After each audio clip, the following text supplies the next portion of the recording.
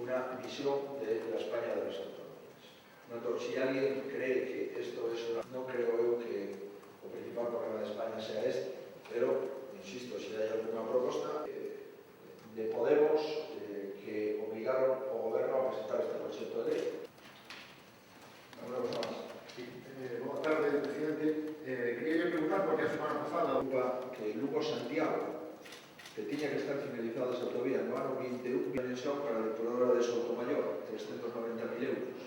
Se trata de unha depuradora para... Pois non solamente non se cumple, senón que ademais se fai unha exposición, un incremento exponencial dos ingresos para recordar que máis de 10.000. Concretamos que temos suelo o Estado por reserva para sí. Es decir, non os territorios, pero hai tres apuntes en materia de infraestructuras que nos preocupan.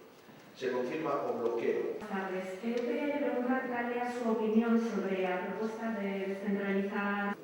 Non sabe empezar ninguna.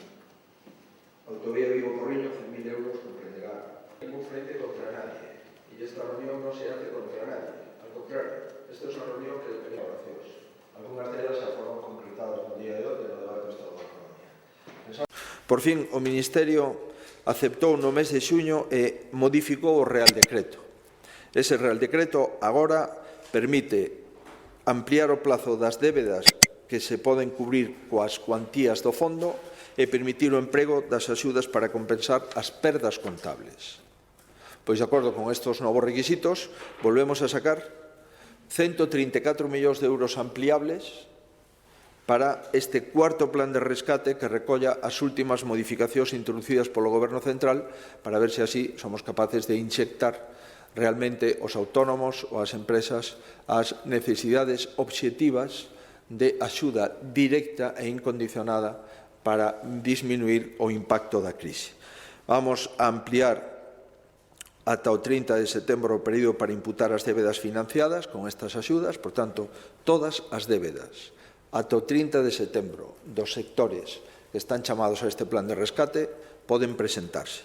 E se establece que os fondos se poden destinar a custos fixos non cubertos, que son as novas novedades que nos permite o Goberno Central.